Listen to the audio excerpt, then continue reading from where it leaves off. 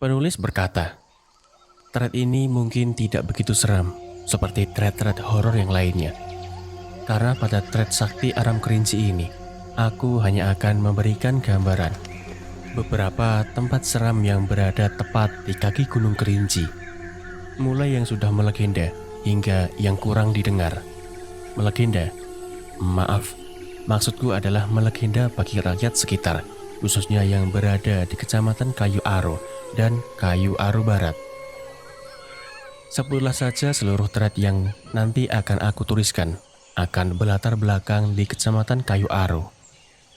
Memang pada dasarnya namanya hanya Kayu Aro. Kayu Aro adalah sebuah daerah dataran tinggi yang terletak di gunung tertinggi Sumatera, yaitu Kerinci. Kayu Aro selain dikenal dengan tempat wisata alam, Kayu Aro adalah daerah penghasil teh terbaik di dunia. Daerahnya asri dan indah jika dipandang. Ya begitulah, dari segi mata telanjang kita semua melihat hamparan teh yang luas dan indahnya pemandangan Kayu Aro. Jika dilihat siang hari dan terik matahari menyinarinya. Nama Kayu Aro sendiri konon diambil dari sebuah pohon besar yang hingga detik ini masih berdiri gagah. Sedikit gambaran mengenai pohon Kayu Aro. Beberapa masyarakat percaya pohon Kayu Aro dapat menggambarkan perekonomian daerah dengan tanda rimbun atau gugurnya daun di sana. Mungkin cukup untuk penjelasan tentang Kayu Aro. Saat ini, aku akan membagikan beberapa tempat angker, seram, atau hal yang sama sesuai versi masyarakat sekitar yang sudah pernah aku wawancarai secara langsung. Yang pertama, Rumah Sakit Gunduk Rumah Sakit. Bukan nama asli rumah sakit. Aku sengaja menyamarkan nama ini karena memang rumah sakit ini masih beroperasi dan masih ada hubungannya dengan perusahaan tempat orang tuaku bekerja. Jika kalian para pendengar adalah masyarakat sekitar, mohon tidak untuk menyebutkan namanya secara gamblang, karena tentu aja akan ada pihak nanti yang merasa dirugikan. Dan untuk kali ini, aku akan bagikan sedikit cerita dari temanku bernama Putra. Kejadian ini terjadi saat Putra masih duduk di bangku kelas 2 SMA. Malam itu adalah malam minggu. Putra baru aja pulang dari tempat tongkrongannya. Jam menunjukkan pukul 12:30 dini hari. Di Kayu Aro, pukul 12:30 dini hari akan menjadi hal yang susah untuk menemui pengendara yang melintas di jalan raya. Ada, tapi tak seberapa. Jadilah Putra dan temannya yang bernama Dwi akan berniat pulang ke rumah yang juga bertepatan di desa Gunduk Rumah Sakit. Sesampainya Putra di halaman rumahnya, Putra merasa tidak enak harus membangunkan orang tuanya selarut ini. "Cok, piye iki? Rawani aku gedor pintu," kata Putra lirih kepada Dwi. "Wah, piye yo? Oh, awake dhewe tuku kombe wae, engko turune ning rumah sakit kono," sahut Dwi memberi ide. Mata Putra terbelalak heran. Meskipun Putra dikenal teman-temannya sebagai bocah yang kendel atau pemberani, tapi untuk mendekati rumah sakit tersebut, dia harus berpikir 2 kali. "Gila kamu, apa gak ada tempat lain? Warung nasi atau warung gitu, kan lebih waras sepertinya." Warung yang sekarang masih buka itu siapa? Kecerua pun malas buka warung di tempat sepi gini. Udahlah, daripada kita ketinggalan di sini, kita cari minum aja, terus kebakaran di sana, kata Dwi sengkoyongannya. Mendengar penjelasan Dwi yang memang masuk akal, Putra pun dengan terpaksa mengiyakan ajakan Dwi untuk pergi ke rumah sakit Gunduk Rumah Sakit.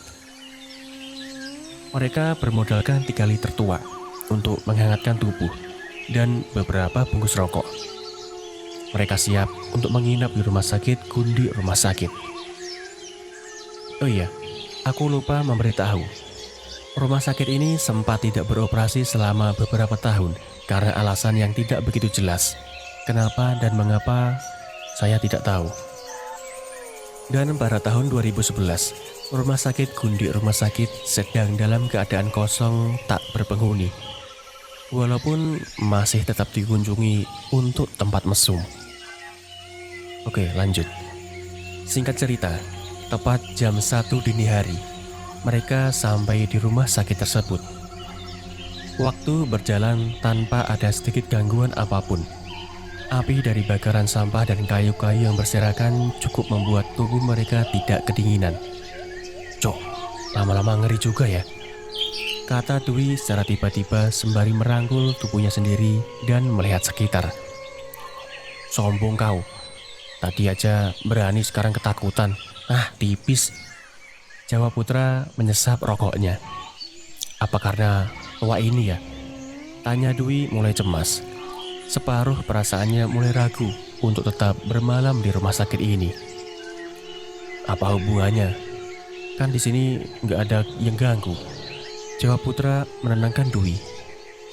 Nggak ganggu upilmu. Apa nggak lihat kita bawa tuak 3 liter? Tempat cuma buat mesum gini, timpal Dwi. Bislah, nggak ada apa-apa. Dwi masih dalam posisi yang sama, merangkul tubuhnya. Sekarang Dwi semacam termakan oleh ucapannya sendiri. Hawa dingin tidak enak mulai menggerogoti pikirannya. Cemas dan takut. Ketakutannya seakan sedang menjadi tontonan banyak orang, meskipun tidak ada siapa-siapa. Dwi memastikan itu. Hanya ada dia dan Putra yang saat ini masih santai di depan api. Rasanya sudah sangat lama mereka berada di rumah sakit tua itu. Lama sekali. Tapi mereka salah. Mereka berada di sana baru 45 menit aja. Bahkan tuak yang dibelinya masih tersisa banyak sekali. Bisa, pulang aja yuk, ajak Dwi yang kini sangat ketakutan entah karena apa. Apa sih? Tadi maksa mau nginap di sini. Sekarang mau pulang kemana? Rumahku. Wah, dilempar golok aku sama bapakku nanti, kata Putra tetap tenang. Tapi udahlah, kalau mau pulang ke rumahmu gimana? Potong Putra bertanya. Ia sedikit dongkol dengan tingkah Dwi yang mendadak menjadi penakut seperti itu. Meskipun Putra sebenarnya juga takut, tapi ia lebih memilih untuk tidak menampakkan rasa ketakutannya. Ayolah, daripada ngompol aku di sini. Ya udah, matikan apinya, tuaknya dibuang aja, kata Putra sembari berdiri dan berjalan menuju motornya. Api sudah dalam keadaan mati, cepat, karena disiram tuak pula.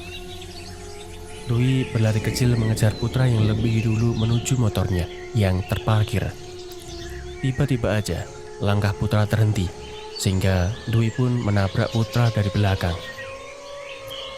Putra berhenti tentu aja bukan tanpa sebab. Kenapa, Cuk? Jangan lihat depan, kata Putra lirih. Sama halnya dengan orang lain, semakin dilarang semakin penasaran. Dwi nekat melihat apa yang dilarang oleh Putra. Benar aja, Dwi melihat bungkusan putih berdiri tegap membelakangi mereka berdua. Jangkrik! Shh, diam, kata Putra. Weh, aku gak kuat, Cuk. Aku mau pulang aja. Anterin aku pulang, Cuk, kata Dwi merengek. Bahkan sudah mulai menangis. Mustahil sekali kalau bungkusan putih itu tidak mengetahui keberadaan mereka berdua. Kita nggak boleh pulang, Cuk, kata Putra masih dalam keadaan tenang. Walah, beneran deh, aku nggak berani. Ayo pulang, tinggal aja setan gila itu, kata Dwi semakin ketakutan dan tak menentu, panik. Bahkan jika harus memilih, lebih baik untuk pingsan daripada berhadapan dengan bantal guling itu. Jaga mulutmu, ini baru satu, yang lain belum, kata Putra.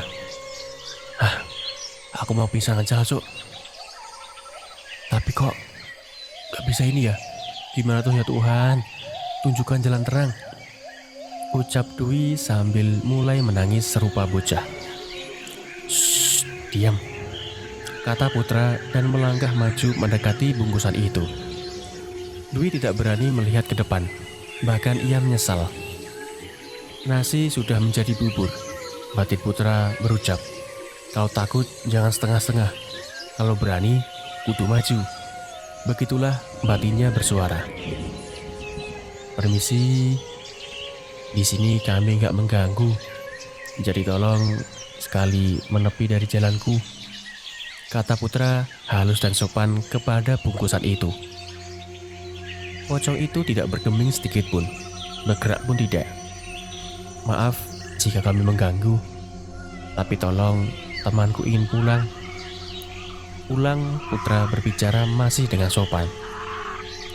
Dwi merasa ganjil mendengar suara putra seperti itu, ditambah dengan bahasa yang tidak putra banget. "Kamu ngomong sama siapa, Cok? Gak diam aja, mau pulang gak?" Begitu timpal putra. "Sekali lagi, tolong minggir dari jalanku," kata putra sedikit dengan nada tinggi. "Tidak," pocong itu masih dengan posisi yang sama. "Oh, waduh sepucul. Minggir ke jalanku. Ya minggir, ku lempar kepalamu," bentak putra kepada pocong tersebut. Tidak lagi. Ia masih berdiri dengan lilitan kain lusuhnya. Entah apa yang merasuki putra, ia semakin ganas mencaci maki pocong itu, serupa sedang berbicara dengan lawannya. 1, 2, 3 batu dilempar ke arah pocong itu, meskipun tidak kena. Lagi, putra memaki, sumpah serapah disebutkan olehnya. Seluruh isi kebun binatang keluar sehingga tak ada lagi yang tersisa. Entah sudah berapa batu yang dia lempar, tapi hal itu membuahkan hasil. Pocong itu menghilang dari pandangan putra. "Udah aman, Cok, ayo pulang," sembari menyapu kedua tangannya putra, membalik badan dan berkata kepada Dwi. Alhasil, putra menemukan Dwi tak sadarkan diri. Mungkin aja karena ketakutan, lalu dia pingsan. Tapi memang hanya itu alasan kenapa Dwi bisa pingsan. Dengan tenaga seadanya, putra mencoba membangunkan Dwi yang tak sadarkan diri. Katanya berbicara pada pocong tersebut membuat tubuhnya sedikit lemas, ditambah pengaruh tuak tadi. Pipi kanan dan kiri Dwi ditampar oleh putra. Tak berselang lama, Dwi terbangun dengan wajah yang bingung. Putra kembali menampar Dwi cukup kuat. Itu cukup sakit. "Bangun, woi," kata putra geram. "Saya pulang, pocongnya udah gak ada," jawab Dwi kembali panik. Dia ingat apa yang sudah terjadi. Itu tadi hanya segelintir cerita dari kejadian ganjil rumah sakit gunduk rumah sakit. Pada intinya, kita tetap aja menjaga tata krama jika bertandang di kediaman seseorang. Meski bangunan kosong, tetaplah hargai penghuni bangunan tersebut. Karena pada dasarnya, bumi bukan hanya dihuni oleh manusia saja,